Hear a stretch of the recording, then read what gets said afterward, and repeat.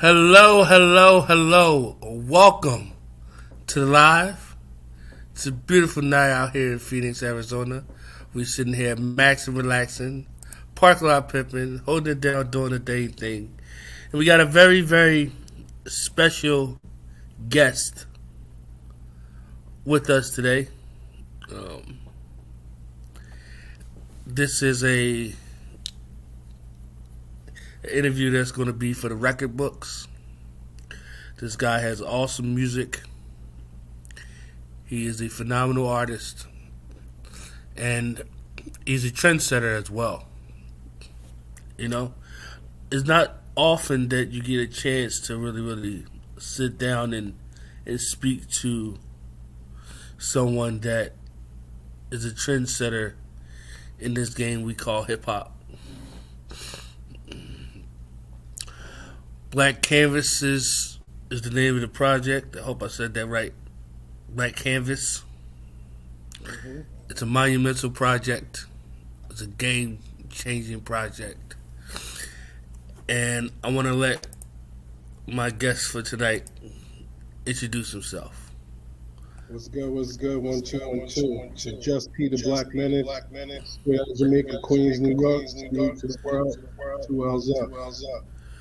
Awesome. So how's your night going tonight? I'm sorry, productive night, productive day. Usually I wind down at this time, count down all the things I've done. Think of tomorrow and watch whatever I'm watching. What I've done today. Okay. Awesome. So you just dropped this project that is amazing, monumental. What was the catalyst behind putting the project together?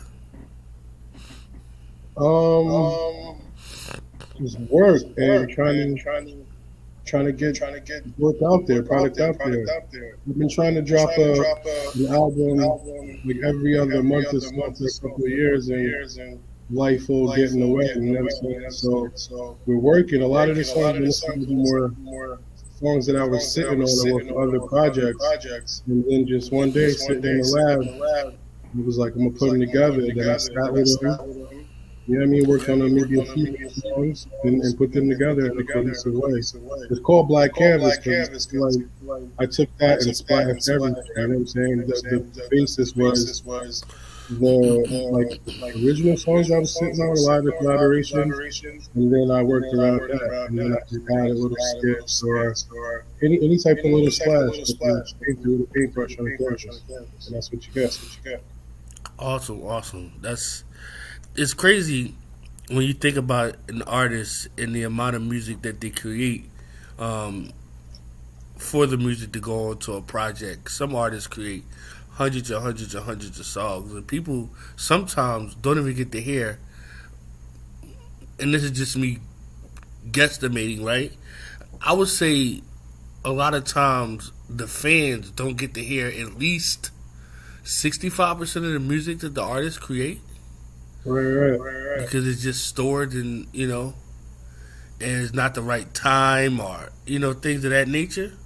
Right. I tried not to but that's what we're doing. And then I went to prison for a little while, and then when I came home, I took what I had, and then I kept working. So I'm working all the time as far as music. So I try not to sit on product, just get it out there. Hopefully I don't do it like that. But I have a partner, and I've known him since high school. We've been doing this for a long time. And I still haven't heard. He could pull out a whole album that I've never heard. And I know this guy very well. So there are definitely artists like that loads of music. You know what I mean? Yeah, and then when you even go a little deeper, a lot of people look at music as their art, their baby. So they're really, really, really particular about what Right, they let people hear, you know, and it's sometimes the pressure that an artist puts on itself right, is in some ways detrimental to their career, but in other ways, you know, it pushes them to drop the best products true from their indeed. perspective. But then again, I guess that's why you have a team.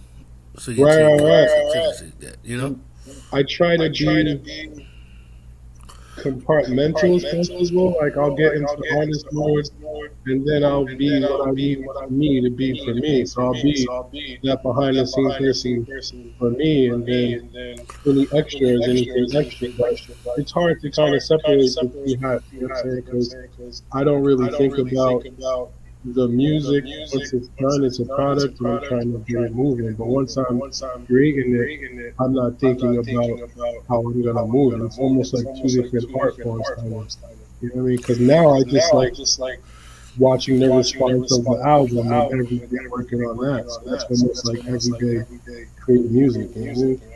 Yeah, yeah, yeah. What are the plans as far as are we touring to promote the project? Do we have like anything lined up coming up for the spring? Yeah, I'm doing El Paso, Texas, Rusty Jokes in February. I think I'm going back to Colorado in April with God X. I'm trying to get a bunch of more shows. You know what I'm saying? So I'm doing Seek Rapport in Brooklyn in March. So I mean, I'm definitely trying to get out there. So you see me hollering, right? Definitely, definitely. From your perspective, are you more of a person that loves to get out to perform the music, or are you a person that loves to create the music, or is it a little bit of both? It's all. You know what I'm saying? 'Cause I can see myself being just as happy as like an executive, like I was saying, just pushing someone else's, and then I'm equally as happy as just creating it like an artist. You know what I mean? And then Yeah, performing it too.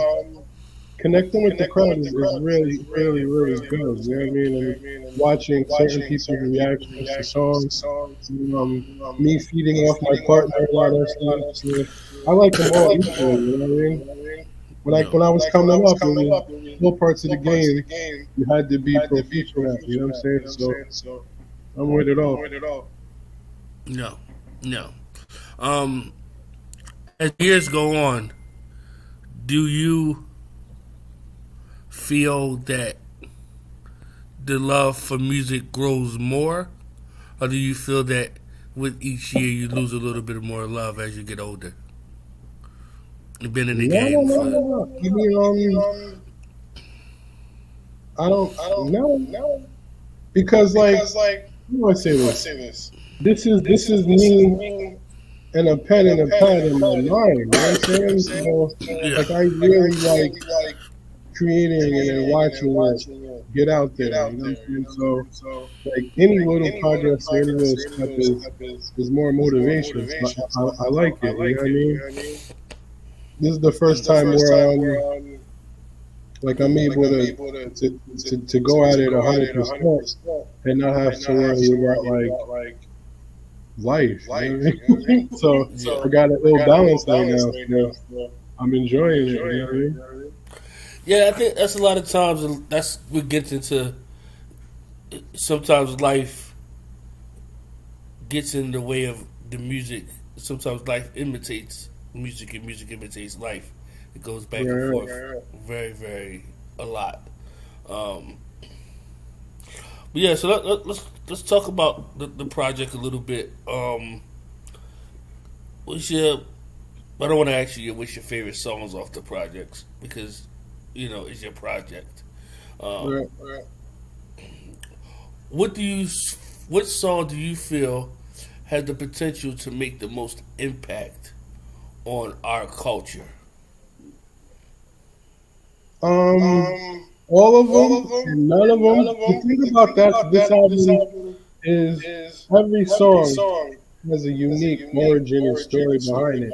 There's one song, most of the songs are before I went to prison.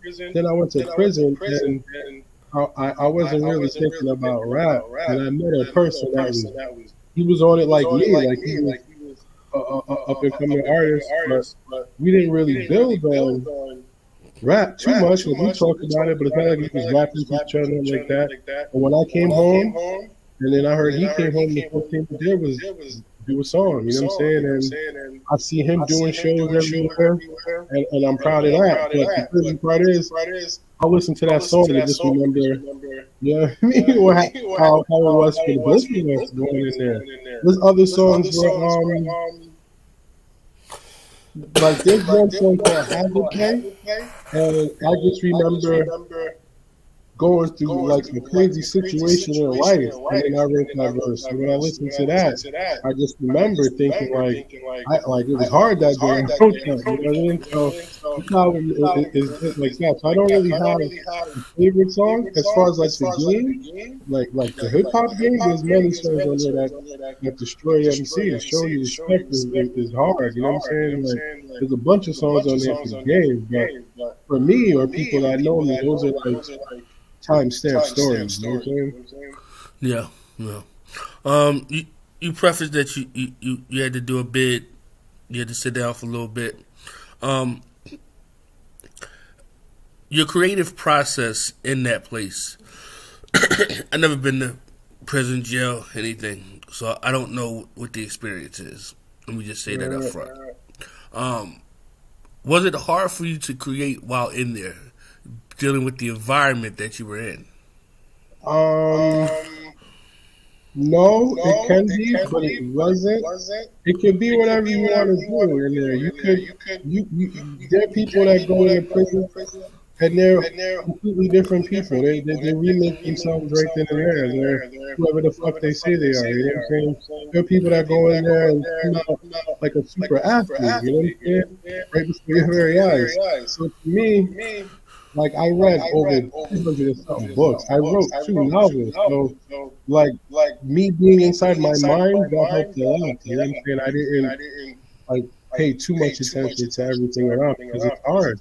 You know what I mean? One time, when I first got to one spot, I sat on my bed and didn't speak for like 3 weeks. I just watched people and didn't say a word. And then I didn't even have books or anything. I'm just sitting there watching this crazy world around me. But it wasn't hard to create, but it can be if you're influenced by your environment or you're a person that fits into the mix. I was trying to come home. You know what I mean? I wasn't trying to be super blood or get around the drugs. I wasn't doing that. You know what I'm saying? So being inside my mind and writing, reading books, that helped a lot. You know what I mean? I learned a lot. So it can be, but for me, no. What was the first thing that you ate when you came home? Dunkin' Donuts on the way. I had a friend pick me up, and I had on a polo shirt, but I had like the jacket they give you to wear and the pants they give you to wear and the shoes I think I had. So we ended up he pulled over right there at Foot Locker or something and brought mad clothes, and then I had Dunkin' Donuts right next to it. I ate everything. I mean, it's not bad. Like there are people that like cook in there with like Rikers Island had nothing but hot water, and they're cooking in there. When I went to prison, they got microwaves and like real kitchens in there. So like I ate all right, but I was missing home. You know what I'm saying? To the point where I had to tell myself, "You caught up now." You know what I mean? You left food alone. Yeah, and yeah. Well, we glad you out. Oh yeah, you don't have no plans on going back. Yeah, I shouldn't have went there in the first place. What was I doing? Now you got this fire music that you need to bless the world with, you know, and you know that's and I know that's definitely a priority for you, you know. Before I let you go, as I know it's late over there on the East Coast. Let the people know where they can get the music first and foremost. let the people know where they can connect with you at, and yeah, let them know. All right. I'm also going to put all of the information into the description later on when I go back to do the SEO for the video. Right. Well, I'm Jus-P, the Black Menace. I run around a lot of different circles. If you see me holler, no matter what I'm doing, you can find me. You can Google Jus-P, and I'll come right up. I'm on every platform there is. I'm pretty accessible. Spotify, Apple Music, you know what I'm saying? Anything. Torrent sites, you Google me, I'm there. As far as reaching out to me, Jus-P, spelled like that, Jus-P 100. It's on Instagram, you know what I'm saying? Z Bullies on Facebook, so hit me on the gram, you know what I mean? And find me, I'm around. And if you're trying to check out music, Google that music, listen to it, and reach out to me, tell me what you think, ask me any questions. I put things in music for people to come talk to me about, like what you meant when you said that, and I'll tell you, you know what I'm saying? So, that's powerful. You're creating music to create a conversation. Right, you know what I mean? And a long-lasting conversation, which I think a lot of people. If nobody but my son, you know what I'm saying? But if it's more than my son, we're good. But a lot of stuff is just for that boy when he get old. You know what I mean? I think we're talking about. Absolutely. Well, with that said, man, I'm not gonna hold you no longer. I'm going to let you go. This was another artist spotlight in the can. And thank you for blessing me with your time and allowing me to speak with you and talk about your project. All right, man. You be safe, bro. Thank you. You do say. Good night. All right, peace. Bye.